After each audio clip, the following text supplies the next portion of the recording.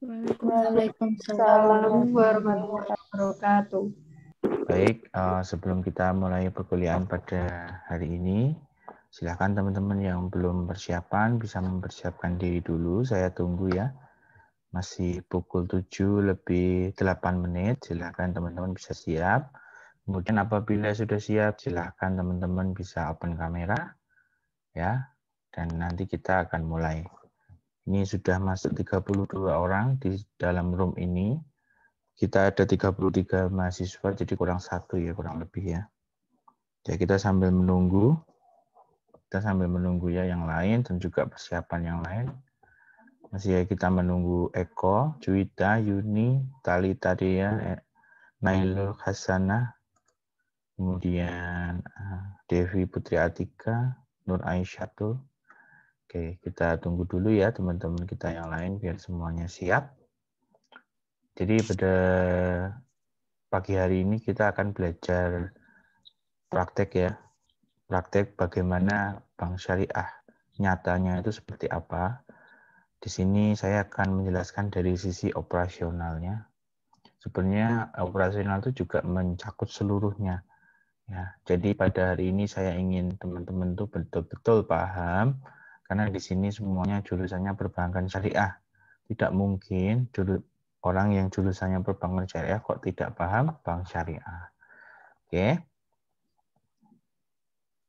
Kita masih menunggu yang lain ya, masih ada Yuni, Juwita, dan Eko. Kita tunggu sebentar ya, sambil kita menunggu yang lain juga mungkin ada yang ingin bergabung.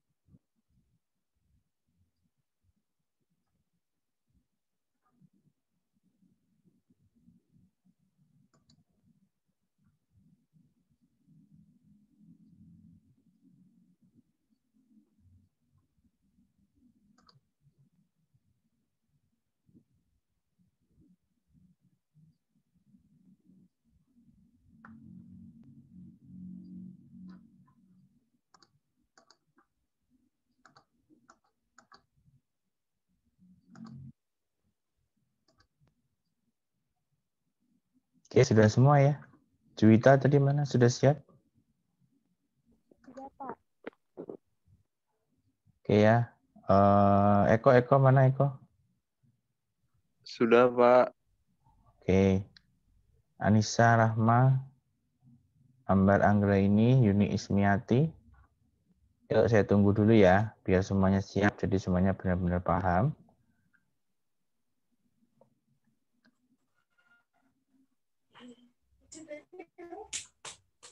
Oke, saya tunggu nggak apa-apa, santai aja ya.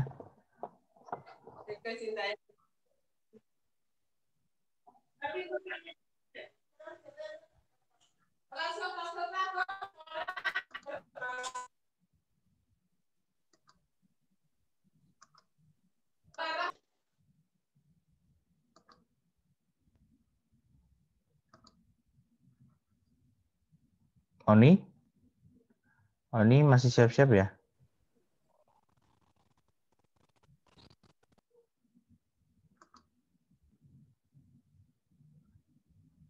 Oke, Juwita hilang lagi. Apa mungkin masih siap-siap lagi? Nggak apa-apa, saya tunggu. Elisa, Novita. Saya tunggu semuanya sampai siap ya. Biasanya nggak ngulang-ulang lagi. Oke, masih Juwita. Terus Putri Nur Laila. Ya, Putri Nur Laila. Oke, Yuni sudah bergabung. Juwita sudah bergabung. Kemudian Oni juga sudah. Oke, lengkap ya. Silakan dipimpin doa. Terserah siapa. Yuk, kita mulai kelas hari ini.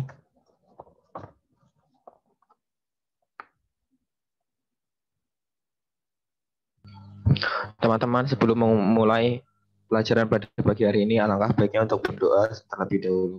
Berdoa mulai. Bismillahirrahmanirrahim. Raditu billahi robba wa bil islam dina wa bi muhammadin nabiyya wa rasulullah wa bi zidni ilma wa rizqni fahma. Amin ya rabbal alamin. Berdoa selesai. Terima kasih Mas Jody. Hari ini kita akan belajar mengenal bank syariah melalui laporan keuangannya, ya, atau kita melihat bank syariah yang nyata ada di lapangan itu seperti apa. Jadi alhamdulillah kita bertemu kembali pada pertemuan hari ini, ya. Insya Allah pertemuan hari ini saya akan ajarkan berkaitan dengan hal tersebut, ya. Jadi teman-teman mohon bisa mempersiapkan diri karena materinya cukup banyak, ya.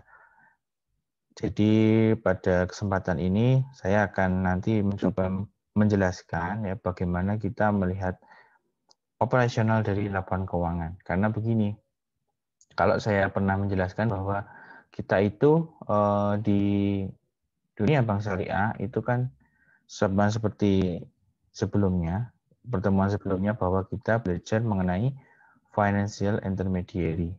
Ya, ada yang bisa menjelaskan financial intermediary itu apa? Saya kasih nilai keaktifan. Langsung open mic. Jawab. Financial intermediary, apa itu? Saya, Pak. Jelaskan. Oke, Ivania Devi Marini, silakan. Financial intermediate itu bank syariah menjadi perantara. Jadi ada kelebihan dana, terus tengahnya di bank syariah yang sampingnya lagi ada kekurangan dana. Jadi bank syariah itu menjadi perantara antara penabung dan penyaluran dana. Oke, terima kasih Mbak Ivania, betul sekali. Yang pertama perlu kita review lagi adalah kita seminggu yang lalu telah belajar bahwa yang namanya bank syariah itu ya dia sebagai perantara keuangan, financial intermediary. Ya, kok bisa perantara Pak? Dia berarti menjadi jembatan antara yang kelebihan dana dan yang kekurangan dana. Ya, saya ulangi lagi ya. Sebenarnya dunia kita ini kalau nggak ada bank, masih baik-baik saja nggak menurut kalian? Kalau dunia yang kita jalani sekarang ini nggak ada bank, ya baik itu syariah atau konvensional, baik-baik saja nggak? Atau ada yang kurang atau nggak bisa? Menurut kalian, ada yang mau berpendapat? Ada yang kurang, Pak. Oke, kenapa kok kurang? Ya karena kayak masalah keuangan atau segala macamnya itu susah gitu, Pak. Susahnya gimana kok? Kalau misalnya kita mau transaksi ataupun kayak Transfer? gitu susah, Pak. Gitu ya, jadi lebih ke servisnya. Ya, itu salah satunya juga itu. Terus karena kan bank juga yang apa ya, uang mata uang itu loh, Pak. Karena kalau stabilitas ya. bank itu nggak ada mata uang di barter gitu mungkin, Pak. Ya, oke. Betul sekali ya yang ikut jelaskan tadi. Dan yang paling penting juga tidak kalah pentingnya adalah kalau kita memiliki kelebihan dana, kita akan bingung mau di mana menyimpannya atau menginvestasikannya gitu, ya. Nah, bagaimana kok bisa begitu Pak? Ya akhirnya kan orang jadi pegangnya cash. Kalau pegangnya cash berarti buat konsumsi, ya. Karena nggak ada yang nabung. Itu contohnya salah satunya seperti itu ya. Oke, kita lanjut ya. Lalu kita ke akad. Jelaskan ya teman-teman, ada yang mau menjawab? Jelaskan akad-akad yang terjadi pada sisi penyaluran. Silahkan. Tadi Eko sudah, Ivania sudah, yang lain silahkan kalau mau menjawab tidak perlu takut. Adela, silahkan. Ya, akad di penyaluran itu ada akad jual beli atau murabahah, ijarah, sama bagi hasil. Oke, bisa dijelaskan Adela? Kalau murabahah itu bank syariah membeli barang lalu dijual ke nasabah. Sedangkan ijarah itu pemindahan hak guna barang tapi tidak memindahkan kepemilikannya. Misalnya bank syariah memiliki barang lalu disewakan. Lalu yang ketiga ada bagi hasil, itu ada dua, musyarakah sama mudharabah. Ya. Oke, sudah paham ya teman-teman yang lain ya. Jadi ada 3 itu yang menjadi akad kita ketika penyaluran ya. Nah, kalau penyaluran dan penghimpunan kan berbeda. Penyaluran artinya uangnya keluar ya sebagai investasi oleh bank syariah. Kemudian kalau penghimpunan ada yang bisa menjawab? Ada 2 ya akad utamanya. Saya, Pak. Oke, Maulida. Ya Maulida dulu nggak apa-apa ya. Nanti gantian Ulfa. Ya Maulida gimana? Yang pertama itu wadiah, Pak. Gimana wadiah itu? Yang kedua adalah wadiah itu seperti nabung. Terus? Yang kedua adalah mudharabah. Mudharabah itu bagi hasil. Oke, jadi bagi hasil bisa menurut di penghimpunan dan penyaluran. Kalau di penghimpunan bagi hasilnya gimana, Mbak?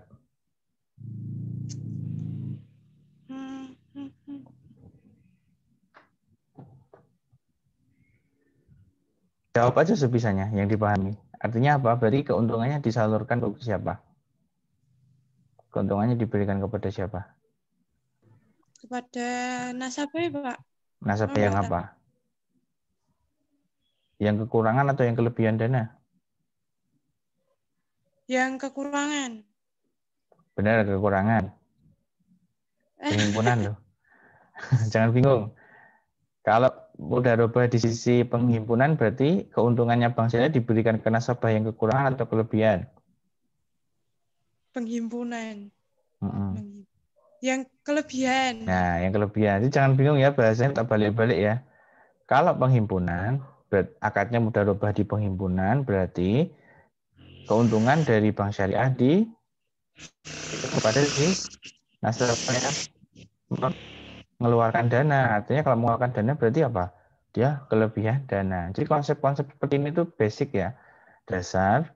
Teman-teman harus paham ya tanpa harus berpikir lama. Oh ya, konsepnya seperti itu gitu. Jadi tinggal jalan aja gitu loh, maksud saya ya. Ya, Pak. Oke, itu yang 3 hal itu yang perlu kalian pahami ya. Perlu kalian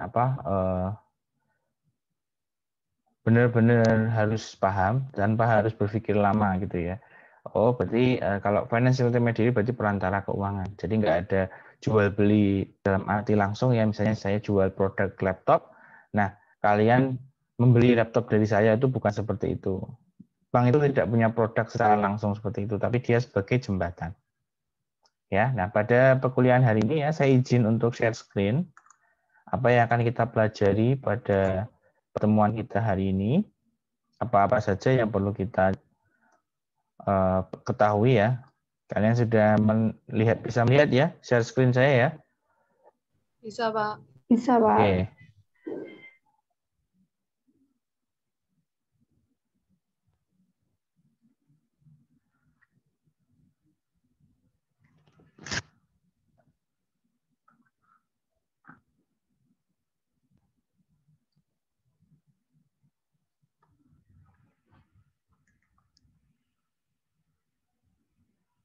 Bentar ya, ditunggu sebentar.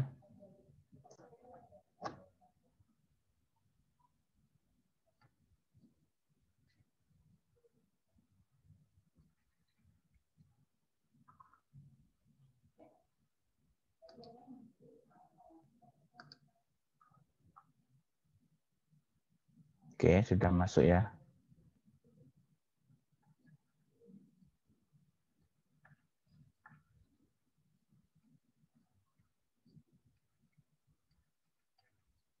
Bentar ya, ditunggu ya. Gimana nggak bisa bentar baca ya.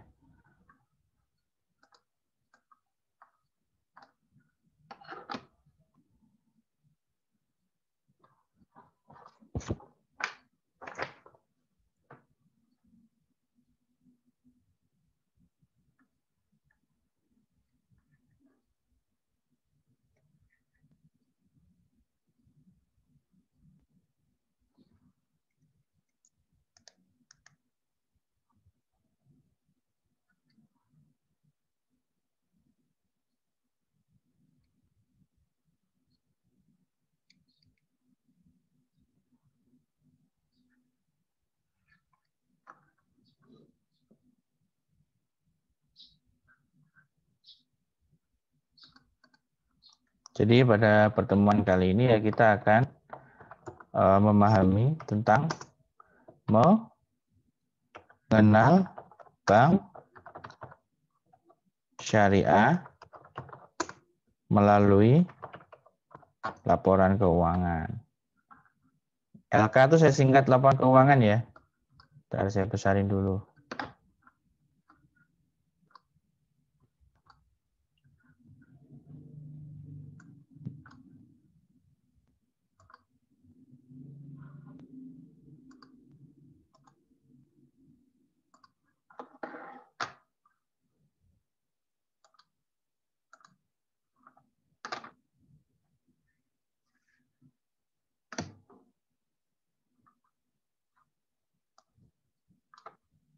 Kelihatan ya teman-teman ya?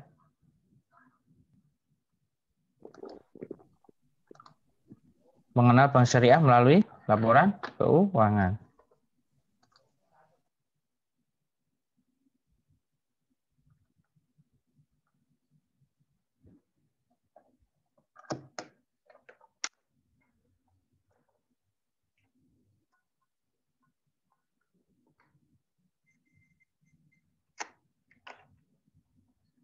Nah, pada pertemuan ini kita nanti akan mencoba ya melihat laporan keuangan. Melihat laporan keuangan sebagai apa? Sebagai bahan kita untuk melihat kinerja mereka. Ya.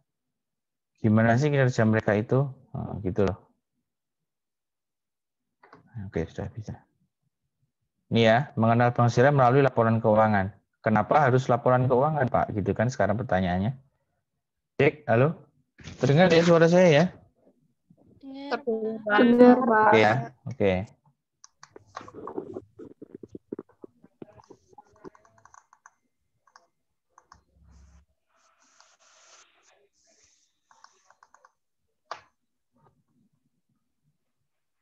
Jadi kenapa harus laporan keuangan?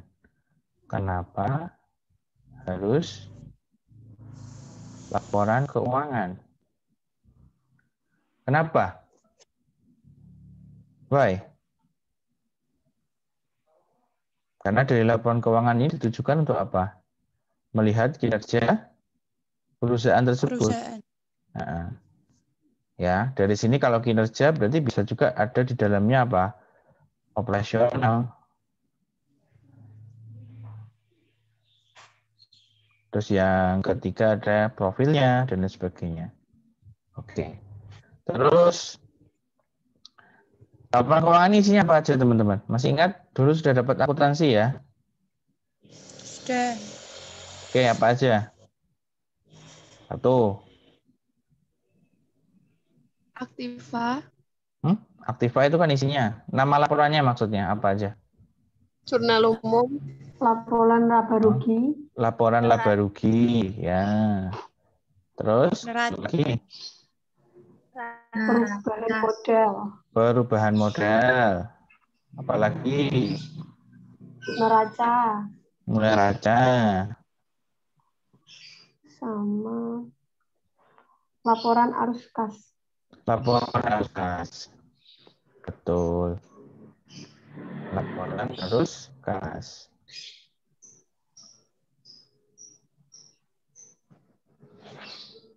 Oke. Jadi 4 ini ya. Nah, perlu kalian ketahui, laba rugi ini karakternya adalah periodik. Ya, periodik. Periodik maksudnya apa, Pak? Artinya dia itu melihat performa perusahaan dari satu waktu ke waktu yang lainnya. Ya, misalnya di sini 1 Januari 2021 sampai 31 Desember 2021. Itu periodik, ada periodenya. Tapi berbeda dengan neraca. Kalau neraca itu 1 titik, ya, 1 titik. Misalnya di sini saya mau melihat neraca pada tanggal 20 Mei 2021, ya akan muncul neraca pada tanggal tersebut dan itu berbeda setiap harinya. Besoknya lagi neraca bisa berbeda lagi gitu loh. Nah, jadi beda-beda teman-teman semua ya, tidak bisa sama. Apa yang disajikan di laporan laba rugi itu lebih bersifat apa? Periodikal. Periodikal itu berarti ada jangka waktunya, ya, jangka waktu kapan, dari mulai kapan sampai berakhir kapan yang dilihat itu, gitu ya. Oke. Nah, dari 4 ini kita akan belajar nanti secara praktik downloadnya bagaimana ya. Nah, teman-teman saya pernah jelasin bahwa pernah nggak ya di kelas ini atau bukan ya? Perusahaan itu kan ada 2 ya. Kalau kita bicara perusahaan ya, perusahaan juga. Nah, perusahaannya jasa keuangan. Ada perusahaan yang tertutup, perusahaan yang terbuka.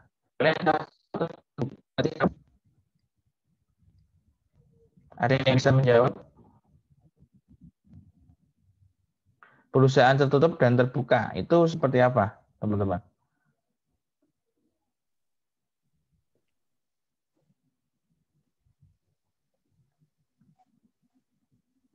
Kalau tertutup berarti kepemilikannya tidak dimiliki oleh tidak dipublish atau tidak ada di IDX ya. Tapi pada intinya yang tertutup itu artinya dimiliki hanya oleh orang tertentu. Misalnya ada si A, ada si B, ada si C, si D. Nah, ini mereka orang tertentu ya. Tapi kalau terbuka itu berbeda. Terbuka itu seperti ini. Ada A, ada B, ada C, ada masyarakat. Nah, ada D juga di sini. Jadi tidak hanya si A, B, C, D, tapi ada juga masyarakat. Masyarakat itu ya saya, Adila, Atia, Ivania, dan lain sebagainya. Paham ya teman-teman ya? Mbak. Jadi 2 dikotomi ini kita perlu pahami sebelum kita maju. Kalau misalkan bank syariah yang contohnya biasanya tertutup apa Pak? Biasanya kayak misalnya BPRS. Tahu BPRS? Bank Perkreditan Rakyat Syariah. Tertutup itu biasanya kebanyakan ya. Saya belum pernah menjumpai BPRS itu listing di bursa, belum pernah ada. Kalau terbuka apa misalnya Bank BRI Syariah, ya, Bank Panin Syariah dan lain sebagainya, macam-macam. Oke ya, paham semua ya tentang dikotomi ini ya. Nah pada hari ini kita akan belajar kalau terbuka itu nanti seperti apa ya. Mudharabah itu di laporan keuangan muncul nggak ya? Dan sebenarnya berapa sih jumlah piutang mudharabah di bank syariah yang asli ya? Yang asli, jadi bukan buatan saya, bukan buatan siapapun. Ini asli, praktek di lapangan, berapa nilai asetnya. Itu kan kita belum pernah tahu ya. Nah kalian di sini harus paham itu dulu. Jadi saya nggak mau terlalu banyak ke teori ya. Saya stop share dulu. Saya nggak mau terlalu banyak ke teori, tapi pada hari ini kita akan belajar secara praktek ya. Secara praktek itu kita bagaimana melihat si bank syariah ini. Artinya bank syariah ini sebenarnya asetnya berapa itu kan kalian pasti bertanya-tanya ya. Apalagi jurusannya perbankan syariah nih harus tahu seperti kenyataannya seperti apa gitu ya. Nah kita masuk dulu di Bursa Efek Indonesia ya. idx.co.id ini. Nah, di idx.co.id ini teman-teman akan melihat berbagai ini ya, ada menu-menu ya, IDX Syariah. Nanti akan saya jelaskan kalau ada waktu IDX Syariah itu kayak apa. Kita masuk ke laporan keuangan perusahaan tercatat ya. Ini yang saya kasih ini, sebentar saya kasih tanda ya, biar kalian nggak bingung.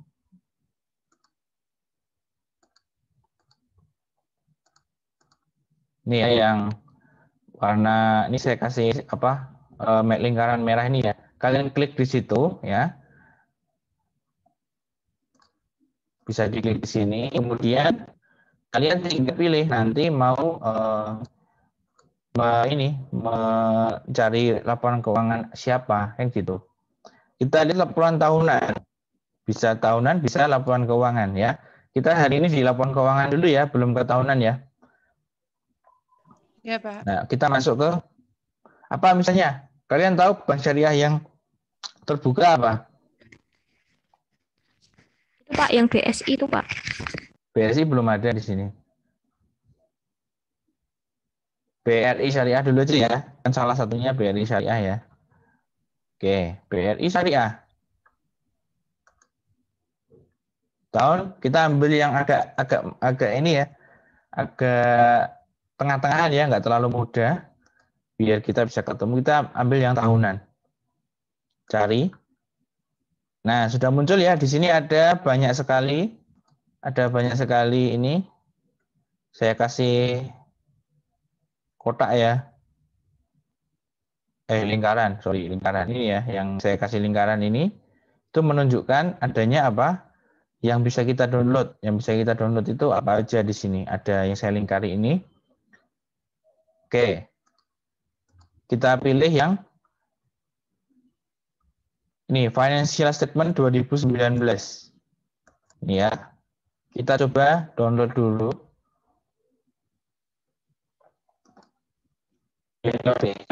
Bisa kita baca.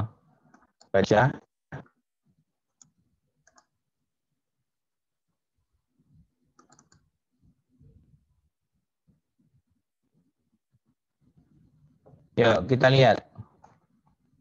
Nah, ini laporan keuangannya Bank BRI Syariah ya. Ada yang punya rekeningnya Bank BRI Syariah?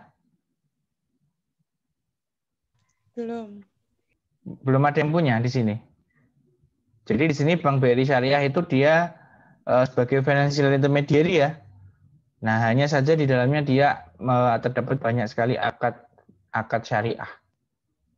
Ya. Nah, apa saja di sini yang diterangkan di dalam laporan keuangan? Oke, saya perbesar dulu ya biar kelihatan. Ini di sini ada informasi umumnya, ya, informasi umum. Bagaimana laporan ini ditulis dia? Ini ya, informasi umum. Kemudian di sini kita lihat ada profil-profilnya ya, tanggal awal periode berjalan. Nah, ini yang dinamakan dengan laba rugi, nanti berarti dimulai dari tanggal awal periode berjalan dan tanggal akhir periode berjalan. Nah, terus kemudian pembulatan ini juga penting ya. Pembulatan yang digunakan dalam penyajian jumlah dalam laporan keuangan adalah jutaan. Berarti nolnya ada 6 ya teman-teman. Kalau misalnya di situ di laporan keuangan nanti tulisannya itu cuma angka 3, berarti nolnya 6. Berarti 3 berapa? 3?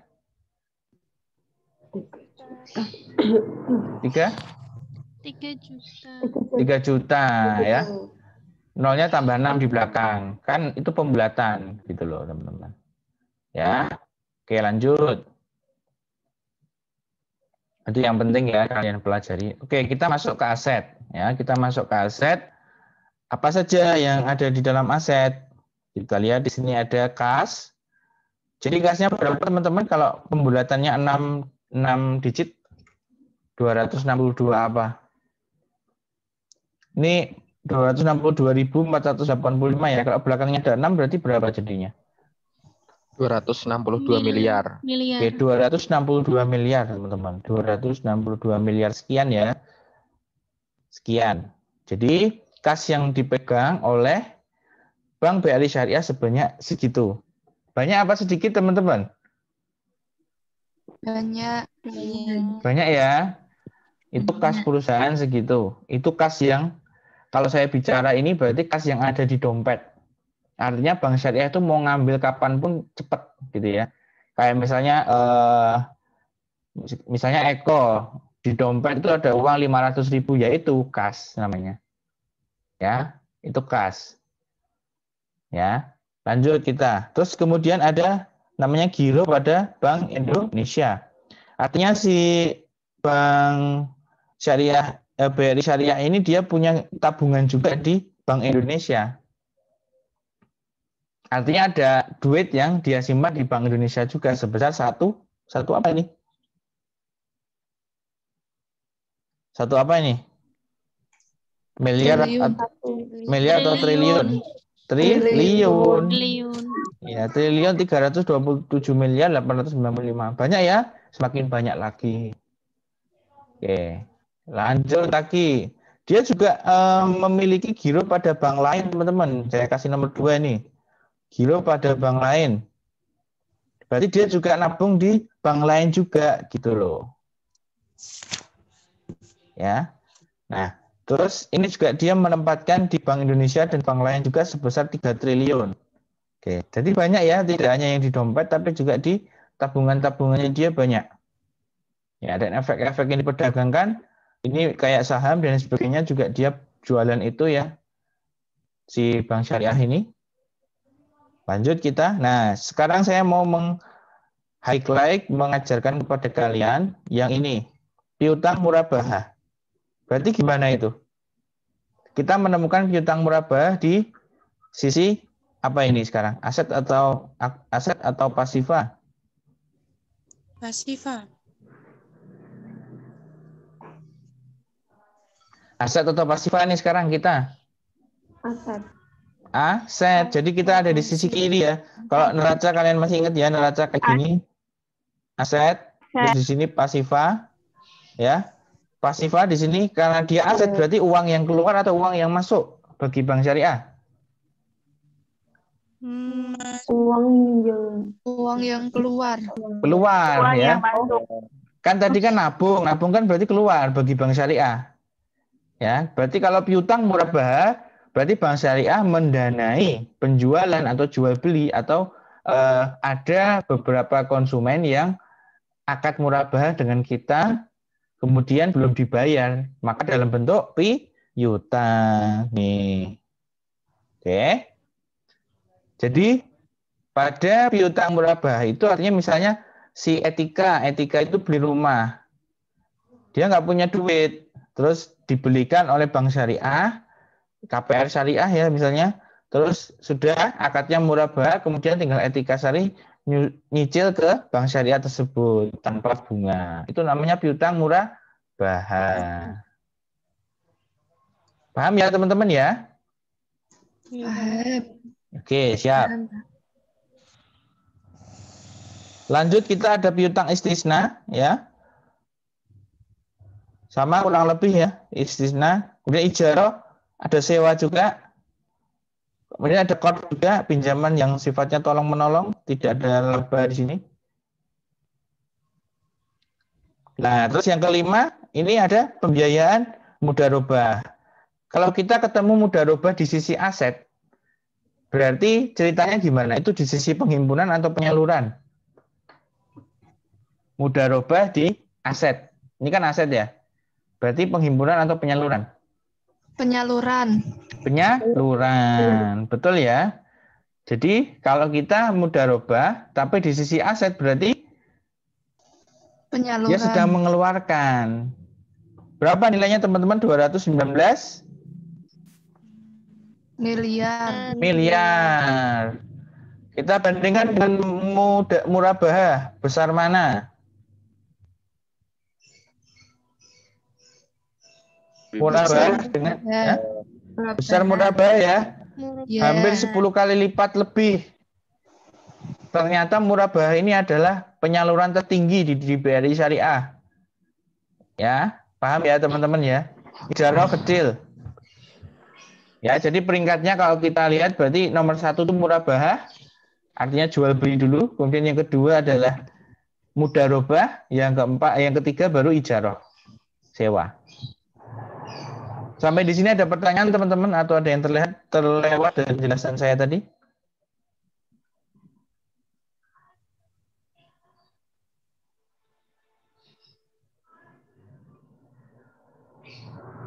Oke, lanjut ya. Nah, di sini ada musyarakah juga. Ya, hampir sama dengan seperti akad yang sudah saya jelaskan ya. Di sini nilainya 7 triliun. Nah, di sini kemudian kalian melihat nggak ada sesuatu yang aneh. Ada namanya cadangan kerugian. Baik musyarakah, mudharabah, di murabahah ada nggak coba kita lihat. Murabahah juga ada. Istisna juga ada ya walaupun kecil 9 juta saja. Lalu ada di ijarah juga ada. Ini apa sebenarnya teman-teman? Ada yang tahu? Bahkan di qard juga ada. Ada yang tahu teman-teman? Apa ini cadangan kerugian penurunan nilai pada pembiayaan? Kalau di musyarakah sama mudharabah itu kan lebih kepada penyaluran dana bagian bagi hasil begitu Pak. Jadi usahanya itu lagi mau dijalankan seperti itu. Jadi kedepannya untung atau rugi kan kita belum tahu. Kemudian dicadangkan untuk kerugiannya. Sedangkan di murabahah itu kan penyaluran dana bagian jual beli. Jadi kita kayak pembiayaan. Misalkan ada orang yang mau beli rumah seperti tadi. Nah, kemudian kan nasabah ini kan seperti mengansur gitu, atau kalau menggunakan sistem istisna. Kemudian kalau mau bayar langsung berarti kan menggunakan sistem saham.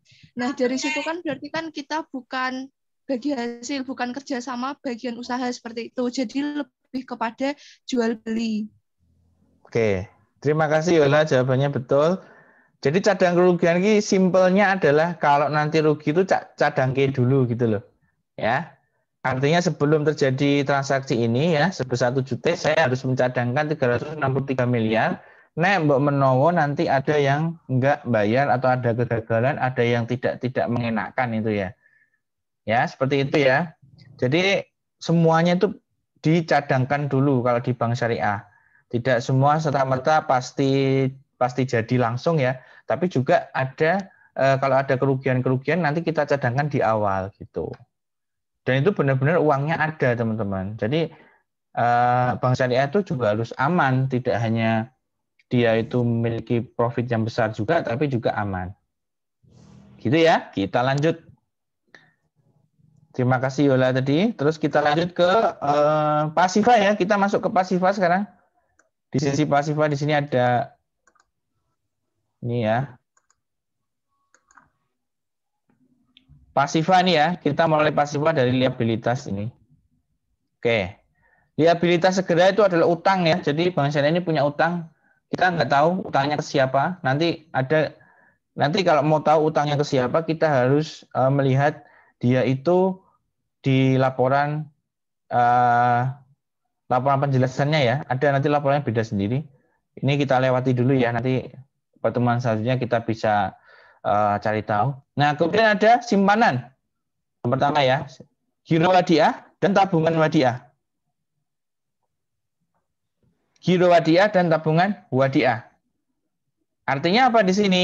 Tidak ada bagi hasil. Ini murni hanya simpanan saja. Berapa nilainya? 1 triliun.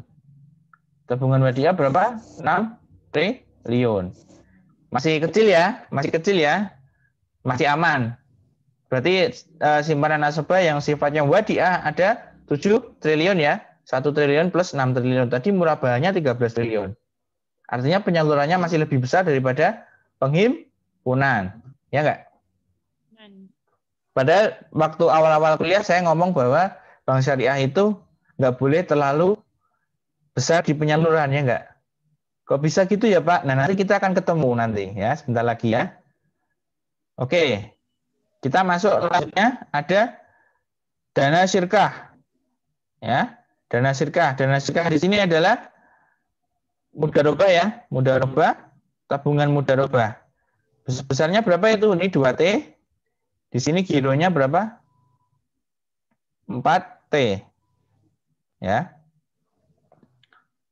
Atau 9 miliar nih ya, kecil ya, giro mudharabahnya. Gitu. Nah, ini sudah mulai banyak Pak, sudah mulai hampir menyeimbangi murabah tadi yang 13T ya. Nah, kuncinya di sini teman-teman ternyata. Di deposito mudharabah. Kalian tahu deposito nggak teman-teman?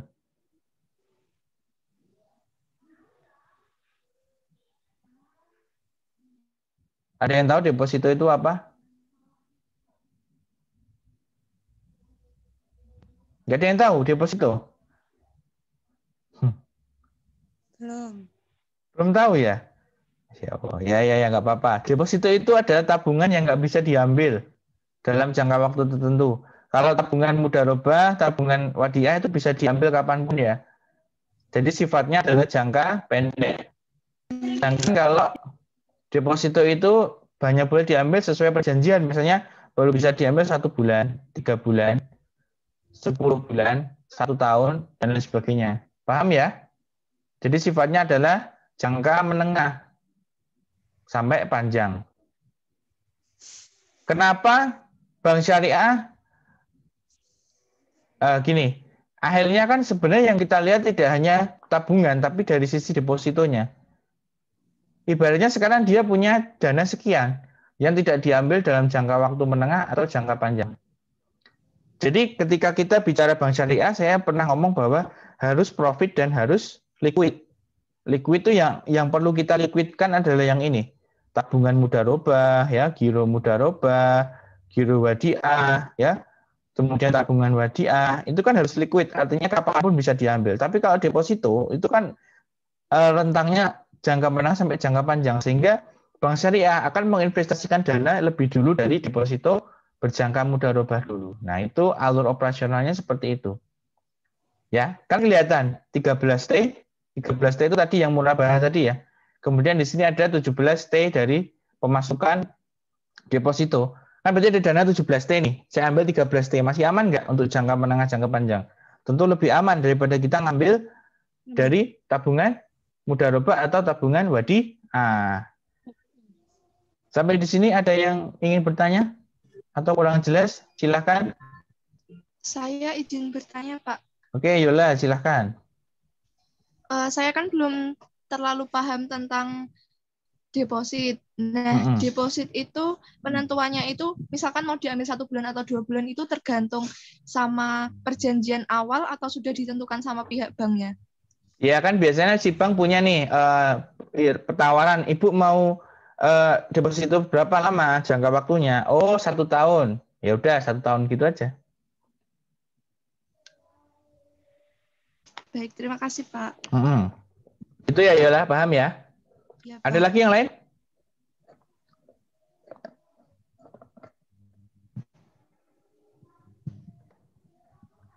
Itu ya, jadi kalian tuh di bank syariah, jurusan namanya aja jurusan perbankan syariah, ya harus paham perbankan syariah. Jurusan saya kuliah, saya di corporate finance, ya, saya harus paham bagaimana corporate finance itu mekanismenya, ya.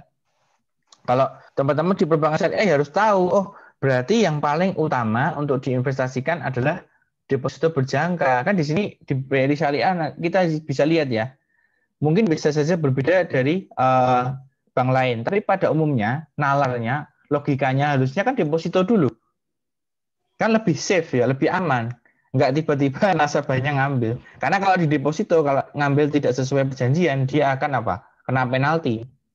Gitu, itu deposito. Jadi kalau kalian datang ke BRI Syariah, Mas, Mbak, saya mau bikin deposito, ya nanti seperti itu, ditawari berapa bulan nanti akan cair gitu uangnya. Misalnya Yola mau deposito 10 juta dalam waktu 1 tahun dari sekarang. Berarti nanti tahun 2022 10 jutanya baru bisa diambil plus mudharabahnya atau plus bagi hasilnya gitu.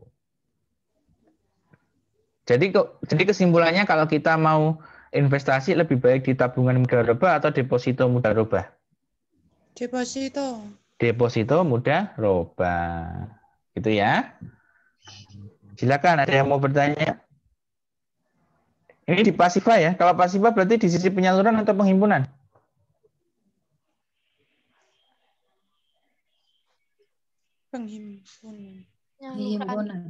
Penghimpunan. Jangan telat ya jawabnya ya. Cepat gitu loh. Penghimpunan, Pak. Jelas ada deposito, ada wadiah, enggak mungkin. Wadiah ada di aset. Kan gitu. Kalau kita ngomongin pasifa ya pasti uang yang masuk, penghimpunan itu. Dari pihak-pihak yang kelebihan dana. Kan gitu. Nah, baru kalau ini saham yang mekanisme saham di pasar modal ya. Ini bukan dari financial intermediary. Jadi sumber modalnya Bank Syariah itu banyak. Ada dari modal saham, ada dari ini penghimpunan tadi ya, dari sisi penghimpunan. Ada juga dari kalau misalkan dia listing di bursa, dia akan dapat yang namanya saham, modal dari saham dan lain sebagainya. Oke, yang lain hanya perlu kalian lihat saja ya. Yang saya mau jelaskan berkaitan dengan neraca itu. Jadi kan nggak boleh berpikir terlalu lama berkaitan dengan aktiva dan pasiva. Karena kunci dari perbankan syariah itu ya di situ. Kalau kalian nggak mudeng, sebenarnya saya tanya, kalau kita bicara mudharabah di sisi pasiva, berarti kita ngomongin penghimpunan atau penyaluran. Kalian jawab cepat, penghimpunan Pak, kan gitu. Ya. Kalau di sisi aset berarti apa? Penyaluran, berarti keluar kan gitu.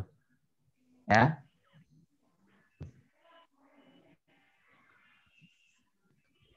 Sebelum saya masuk ke laboratorium, ada yang ingin bertanya, silahkan.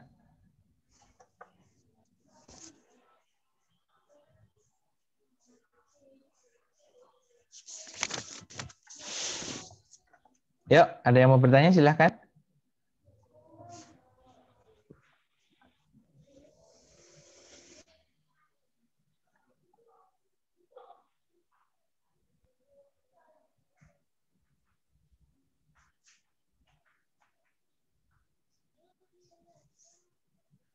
Sudah paham semua ya? Jelas ya? Atau tadi ada saya jelasin kecepatan, silahkan tanya lagi, nggak apa-apa. Mumpung ada saya di sini. Sebelum saya masuk ke laba rugi ya.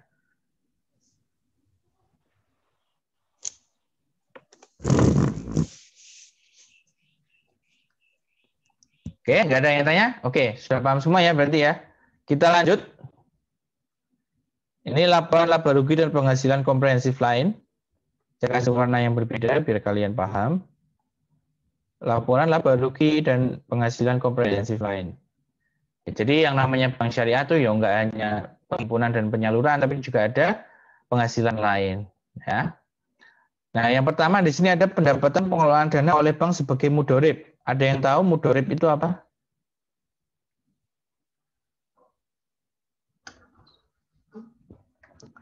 Apa mudorib itu? Pengelola.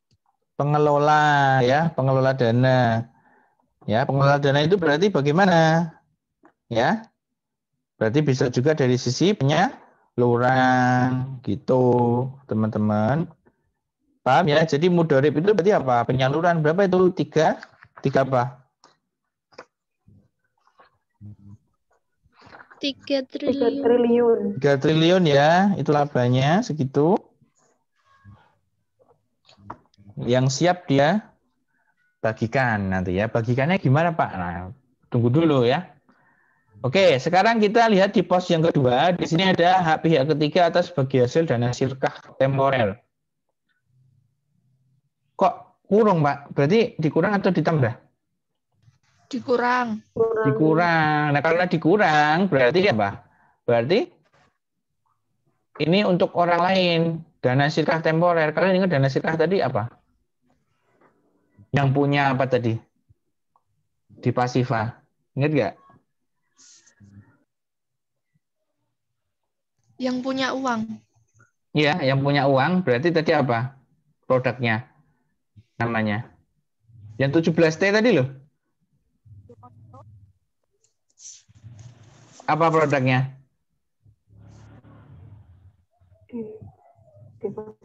Deposito. Jangan bingung ya. Kan bank syariah dapat sekian dari dia mengelola dana. Kan dia juga punya kewajiban untuk membagikan profit kepada yang deposito tadi. Kalau yang deposito nggak dapat laba, nggak dapat bagi hasil, yang ngapain? Bikin deposito. Iya lah. Ya nggak? Lebih baik 10 juta saya buat belanja kan gitu. Ya. Ini untuk deposito dan juga tabungan apa mudharabah tadi, tapi kan kecil nilainya, jadi nggak terlalu banyak ini. Paham ya teman-teman ya? Iya Pak. Jadi yang ini tuh dibagikan lagi kepada orang lain. Baru nanti kalau sudah habis semuanya baru masuk ke kantongnya bank syariah itu sendiri. Gitu. Jadi 3 triliun nggak dipakai sendiri ya. Kan ada dana yang diinvestasikan oleh nasabah yang ada di penghimpunan. Gitu ya. Oke lanjut. Ada pendapatan operasional lainnya, ini bisa jadi karena safe deposit box, ada karena SARF juga ini. 250 miliar ya, kecil ya. Bagi bank syariah mungkin kecil. Tapi lumayan ini segini. Lalu pembentukan kerugian penurunan nilai. Jadi yang ini ya, yang pos yang selanjutnya ini, itu dia pembentukan cadangan kerugian lagi teman-teman semua. Ya. Kalau ada misalnya nggak bayar gitu-gitu loh. Ya. Dibentuk lagi cadangannya. Jadi nggak hanya yang tadi ya, tapi juga ini gitu.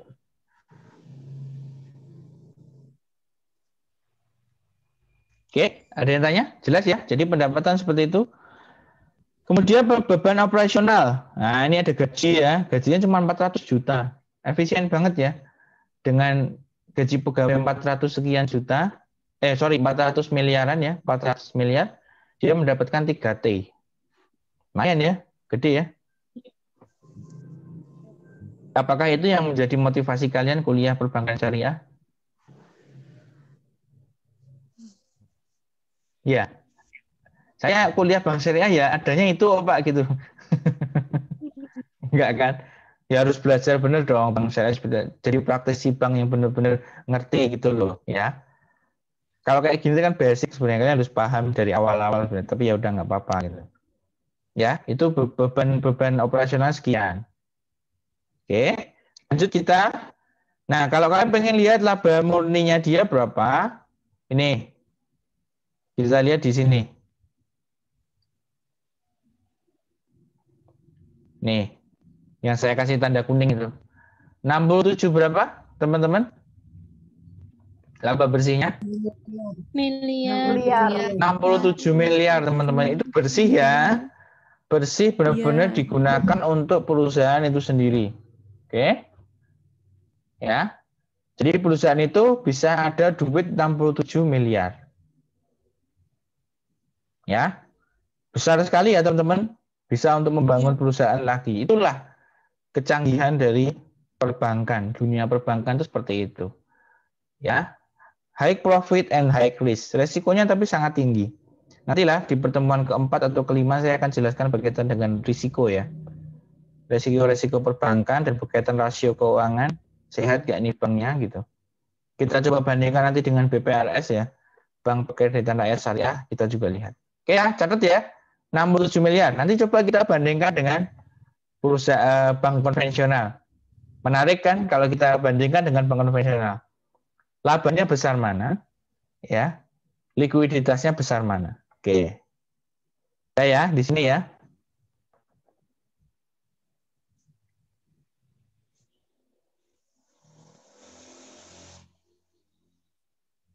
Ada yang ingin ditanyakan teman-teman? Untuk arus kas dan perubahan modal nanti aja ya, gampang. Yang penting kalian tahu basicnya dulu. Ayo. Ada yang ingin ditanyakan teman-teman? Saya stop share dulu ya. Bertanya. Oke, silakan. Tapi maaf kalau sedikit tidak berkaitan dengan materi. Ya, piye. Yang penting saya bisa jawab ya. Iya. Kan ini kan baru-baru ini ada Bank BRIS lah. BRI Syariah. Sama terus kan dijadikan BSI. Nah, itu tuh banknya itu tetap di bawah naungan Bank Indonesia atau berdiri sendiri ya, Pak? Oh ya pasti di bawah Bank Indonesia. Gak mungkin enggak. Semuanya sudah diatur itu, Mbak. Kalau bergabung gitu berarti asetnya jadi lebih gede enggak? Iya, lebih besar. Nah, lebih besar. Jadi harus hati-hati itu bank lainnya. Ya, ya tetap di bawah Bank Indonesia. Jadi nggak ada yang berubah. Oke. Yang lain ada yang ingin tanyakan? Boleh? Berkaitan dengan bank syariah nggak apa-apa. Mungkin agak-agak menyimpang. Setahu saya nanti saya akan jawab. Kalau BPRS, Bank Pekreditan Rakyat Syariah, gimana? Bisa juga. BPRS itu kan ya hampir sama dengan bank pada umumnya, hanya saja dia skopnya kecil, dia nggak pakai ATM dan lain sebagainya. Ya, nanti kita coba lihat di bank BPR Syariah itu kayak apa. Ya, katanya kalian pengen kerja, jadi di bank syariah ya seperti itu keadaannya. Oke, kita coba lihat yang konvensional sebentar ya.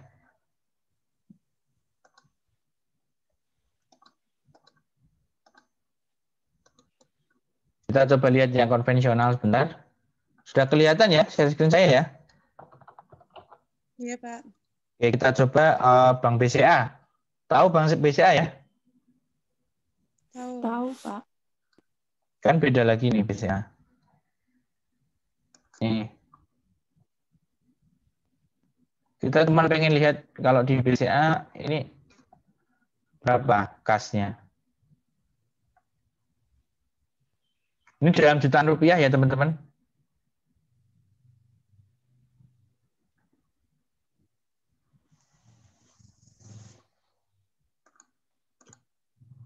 Kita lihat di sini. Ini ya, kasnya. Berapa itu teman-teman?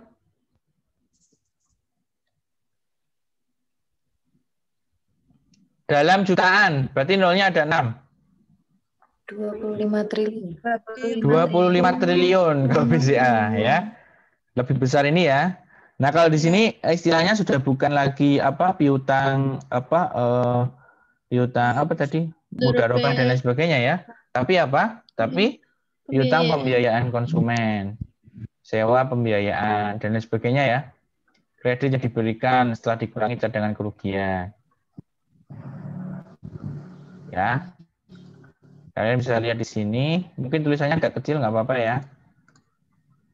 Kita cuma mau lihat aja.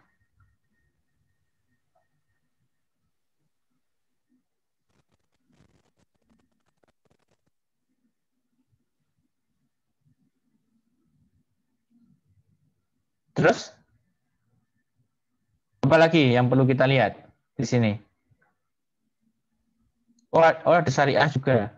Karena BCA ini UUS ya. UUS sama BUS bisa bedakan nggak? UUS sama BUS? Belum bisa, Pak. BUS itu Bank Umum Syariah. Bank Umum Syariah itu berarti dia berdiri sendiri sebagai bank utuh ya, kayak BRI Syariah. Kalau UUS itu unit usaha syariah, dia dompleng di bawah nama BCA, di bawah nama induknya. Induknya namanya siapa? BCA gitu. Misalnya di sini BCA Syariah ternyata masih UUS di sini. Karena ini ada syariah juga di sini. Dia punya unit syariah gitu loh. Punya satu divisi lagi gitu. Dari sisi pengelolaannya jelas beda. Ya.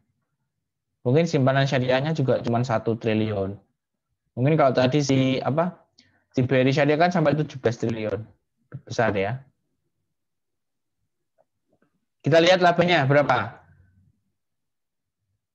Nih, berapa teman-teman? Kelihatan nggak? 63 triliun. 63 triliun teman-teman ya. Dari bunga yang katanya riba itu ya. 63 triliun. Gede banget ya. Jauh lebih gede daripada yang BRI Syariah tadi. Ini BCA, bank besar, bank paling besar di Indonesia. Kita lihat laba komprehensifnya berapa? 31 triliun. Tadi si bank syariah cuma 67 miliar. Kalau BCA 31 triliun, teman-teman. Duitnya buat apa nih coba? Sebanyak ini ya, teman-teman ya. Ya ini bank besar, teman-teman ya. Luar biasanya seperti itu. Oke, ada yang ingin ditanyakan, teman-teman? Kalau kita bandingkan tidak apple to apple ya, BRI Syariah dengan BCA ya. BCA sangat besar. Dia punya UUS ya. Kemudian labanya 31 triliun, sangat besar. Ya. Bahkan kita lihat dari sisi likuiditasnya. Likuiditas itu adalah dia punya aset berapa? Berapa tadi asetnya yang lancar? 25 triliun, teman-teman, ya. Belum lagi yang lain-lainnya, banyak sekali ya. Nah, oke, sekarang dari sini kita belajar ya bahwa yang namanya bank syariah itu juga bisa menghasilkan laba yang besar juga, ya. Nah, laba yang besar ini juga dibarengi dengan likuiditas yang lancar juga. Ya, oleh sebab itu teman-teman di sini kalau pengen melihat bank syariah tuh lihatlah prakteknya seperti apa melalui laporan keuangan. Ya, laporan keuangannya itu bisa kita download, bisa kita lihat di situ gitu loh ya. Silakan, ada yang ingin ditanyakan teman-teman? Yuk, saya kasih waktu ya. Pak, izin bertanya. Oke, silakan. Tadi yang deposito yang di BRI Syariah itu kan ada profitnya, ada keuntungannya. Nah, itu diambil dari mana, Pak? Kalau nggak bunga atau diambil dari mana gitu keuntungannya? Oke. Keuntungannya diambil dari mana? Dari bagi hasil.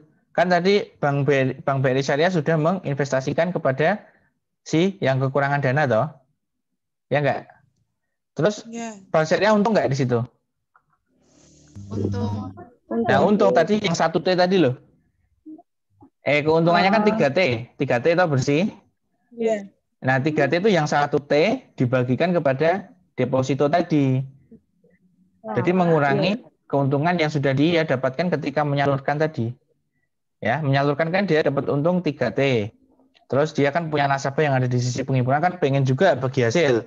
Dananya tadi dikurangkan 1T tadi gitu loh. Paham Mbak Putri? Oke. Yuk yang lain silakan.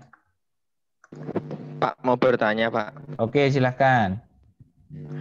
Tadi kan kalau semua perusahaan terbuka itu kan pasti ada laporannya di IDX tadi ya, Pak ya. Tapi kalau apakah semua bank di Indonesia itu wajib berjenis perusahaan terbuka? Ya. Oke, ada lagi? Itu aja. Oke, Jody ya tadi yang tanya ya? Iya, Pak.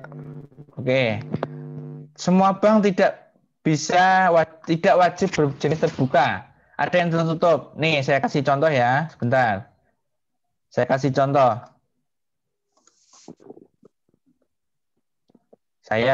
contoh. Sebentar. Nih, ini ada web namanya ojk.go.id, sudah kelihatan ya? Terlihat teman-teman? ojk.go.id. Oke. Ini dia bisa mendapatkan laporan keuangan yang tertutup, perusahaan tertutup kayak misalnya BPRS gitu ya. Yuk kita lihat, ini bisa kalian lihat di laporan publikasi ya.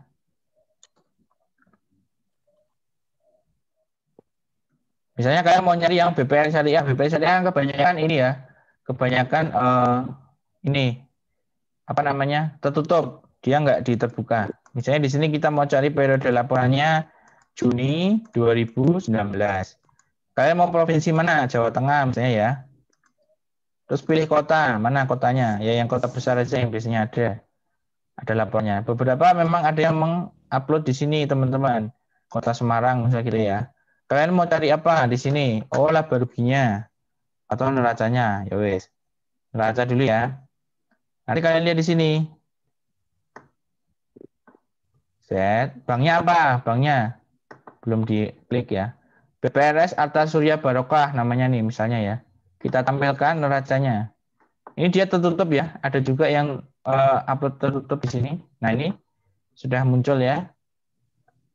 Bentar tunggu. Nah ini kasnya berapa nih? Ini karena ribuan ya. Ribuan berarti 200 juta. Berapa? 204 juta. Kecil ya, kecil BPRS kok ini kok. Ya. Tapi kita lihat coba laba ruginya berapa. Sebentar.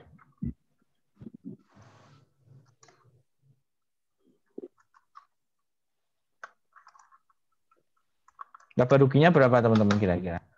Kita coba bandingkan dengan BRI Syariah ya.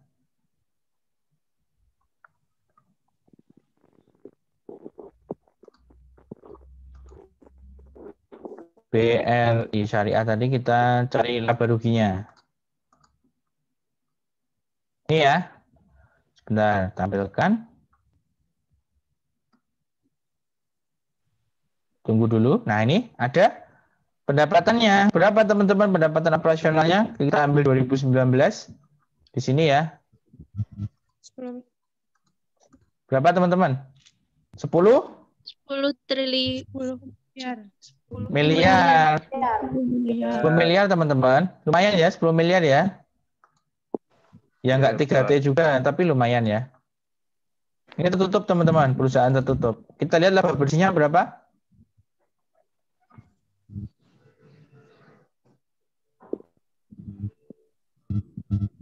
Nih, berapa? 1 miliar. 1 miliar teman-teman. Lumayan ya? Lumayan ya? Lumayan. Lumayan ya, BPRS aja segini gitu loh. Terus kita lihat dari sisi penghimpunannya, dananya kayak apa. Nah, kayak gini kan kalian harus terampil gitu loh. Cari-cari, lihat-lihat gitu loh. Biar nggak teori aja gitu. Kalau teori aja kan bingung. Nanti kalian mau apa? Bang saya tuh kayak apa tuh Pak gitu, nggak tahu nanti. Nih, kalian lihat di Pasifa ya. Pasifa, nah nih. Kalian lihat di sini, sebentar tunggu. Ini ya, dana investasi tidak terikat. Tabungan mudharabah. Depositonya berapa, teman-teman? 63 miliar ya. Jadi 63 miliar melawan berapa? Coba kita lihat dari sisi pasifannya. Tunggu dulu. Pasifannya pasti lebih rendah daripada yang tadi. Kita lihat di sini. Berapa itu? Piutang murabah 62. Oh, hampir sama ya kalau ini ya. 62 miliar. Piutang mudharabahnya 3 miliar. Pembiayaan musyarakahnya 20 miliar. Kemudian ada piutang multi jasa dan lain-lainnya ya. Nah, kan hampir-hampir mirip ya. Hampir-hampir mirip. Jadi nggak kayak BRI Syariah tadi jauh banget. Dan ini penyalurannya tinggi banget ini, ya. Jadi resikonya lebih tinggi daripada BRI Syariah tadi. Kenapa? Ya, kenapa? Nih di sini ya, kalau kita lihat ada tabungan wadiah yang pertama, terus ada dana investasi tidak terikat ini ya, yang mudharabah. Udah itu aja kan? Tabungan wadiah dan deposito mudharabah dan tabungan mudharabah. Totalnya berapa ini kalau dihitung? Sekitar hampir 90-an ya, 90-an miliar. Tapi komposisinya di penyalurannya berapa teman-teman tadi? Hampir sama kan dengan yang ini? Berapa tadi yang di sini? Nah, ini mudharabah aja. Nah, ini murabah aja 62 miliar. Resikonya gede mana? Nih.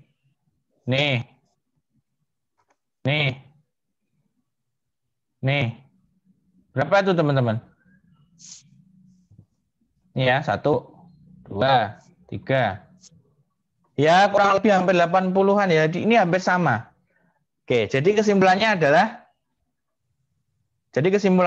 kalau di BRI Syariah, Bank BPR Syariah atau Bank Perkreditan Rakyat Syariah jauh lebih beresiko daripada Bank BRI Syariah. Kenapa? Karena yang disalurkan dengan yang disimpan itu hampir sama.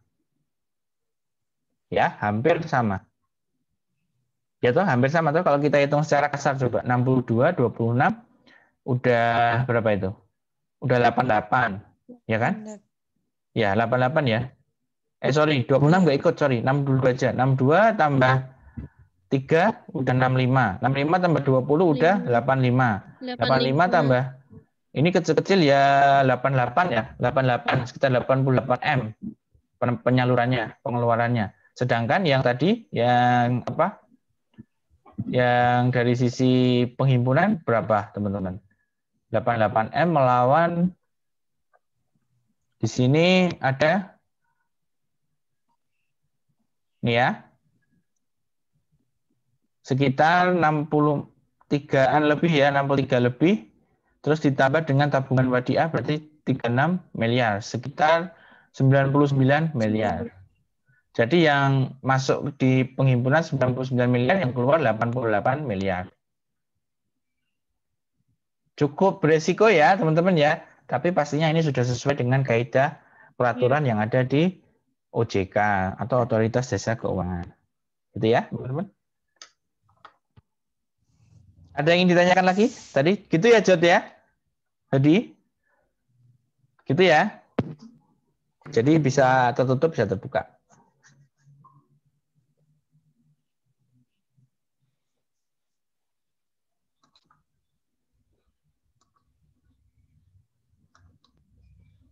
Ada lagi yang ingin ditanyakan teman-teman?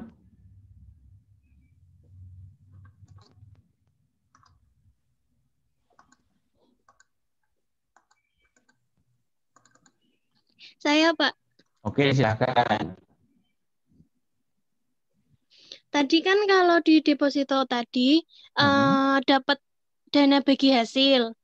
Nah, itu pembagiannya itu rata ke semua nasabah deposito apa ada kesepakatan atau ada takaran-takaran tertentu, Pak? Oke. Biasanya kalau yang namanya tadi ya kita kembali ke bagi hasil itu untuk kembali ke nasabah yang pakai deposito tadi biasanya ada akadnya dulu kan, berapa persen dari nisbah bagi hasil perbankan. Misalnya dari deposito tadi, misalnya sudah perjanjian bahwa akan mendapatkan nisbah bagi hasil sebanyak 60-40 atau berapa gitu ya dari pendanaan itu. Misalnya saya mendanai saya 1 juta, deposito saya 1 juta, ya. Terus nisbahnya adalah 60-40, sama kayak penyaluran persis ya. Cuman ini di sisi penghimpunan.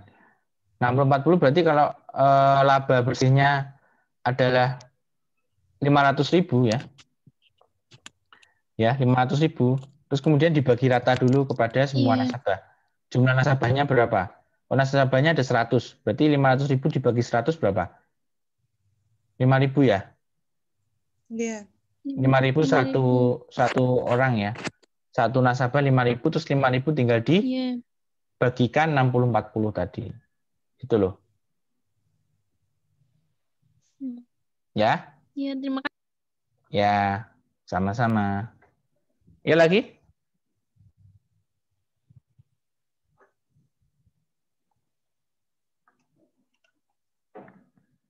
Sudah paham ya, tapi ya prakteknya seperti itu ya.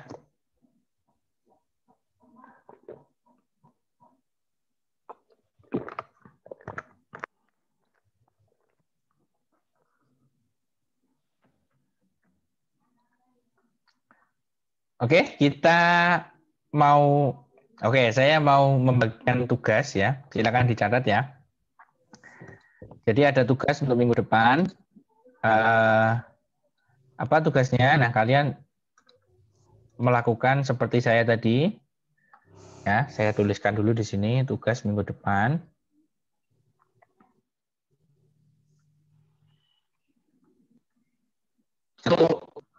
Downloadlah laporan keuangan.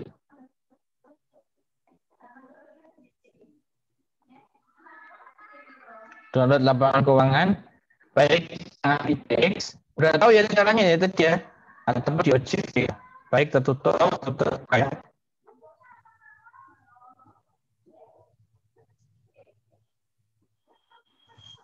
Download.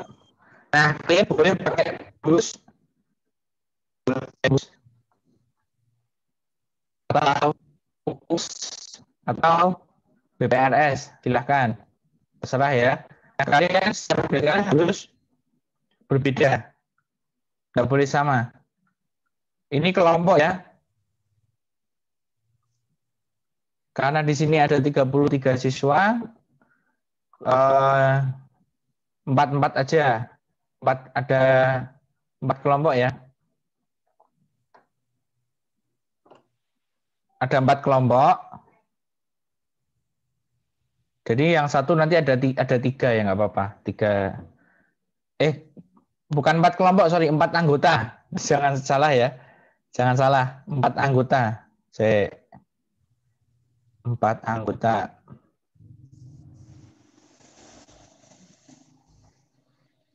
Jadi nanti ada satu yang 3 orang kok ya. Nah, kalian tulis penjelasan seperti saya tadi ya di Word,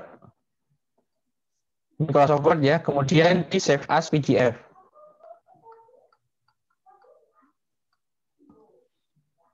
Kemudian kalian jangan lupa cantumkan laporannya. Jangan lupa di laporan keuangannya juga dicantumkan ya. Jangan lupa laporan keuangannya dicantumkan. Terus kalian jelaskan di situ, misalnya kayak tadi ya, contoh piutang murabah. Artinya apa? Oh, artinya ini adalah uang yang disalurkan kepada nasabah yang membutuhkan sebuah barang dengan akad jual beli lah, gitu ditulis di situ gitu. Ya sama persis dengan yang saya jelaskan tadi lah gitu kurang lebih ya.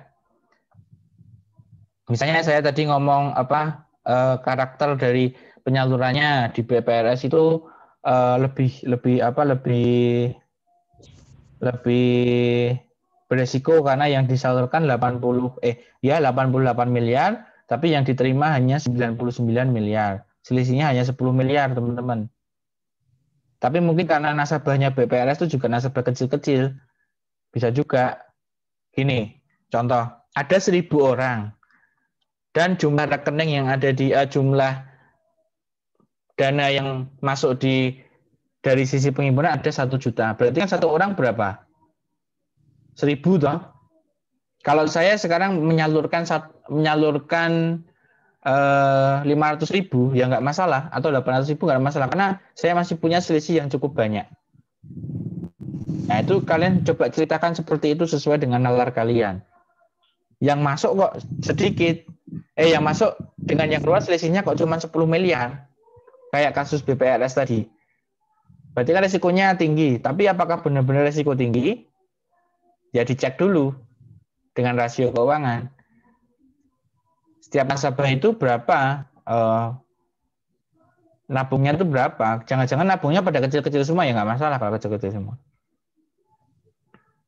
Dan setiap bank itu beda-beda unsur resikonya. Makanya itu jadi topik skripsi itu kayak gitu. Harus dianalisis dengan sangat menyeluruh. Gitu ya. Ada yang ingin ditanyakan teman-teman?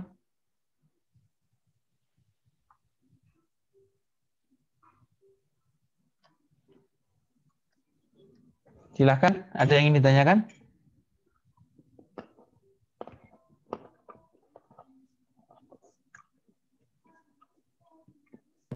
Untuk deadline-nya sampai kapan, Pak? Apa pengumpulannya? Dikumpulkan hari Senin ya.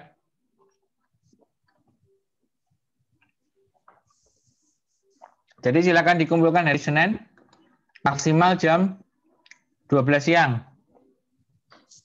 Kumpulkan ke satu orang dulu, terus satu orang itu baru mengumpulkan ke saya. Jadi jangan langsung sendiri-sendiri ya.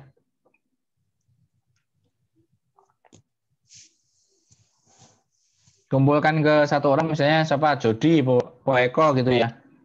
Terus baru setelah lengkap baru kumpulkan ke saya. Silakan dibentuk kelompoknya dan harus beda-beda perusahaannya. Silakan dicari di IDX dan di OJK.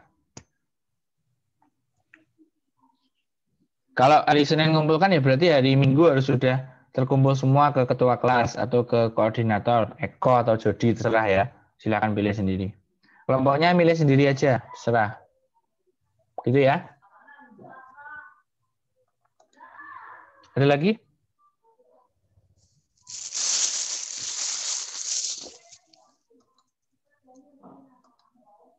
Cukup? Nggak ada pertanyaan lagi berkaitan dengan tadi ya? Karena ini siswanya 34, berarti semua berangkat ya. Angkanya pas. Terima kasih teman-teman sudah mengikuti perkuliahan saya pada pagi hari ini. Silakan dipimpin Kafaratul Majelis. Pilih salah satu, silakan yang mau.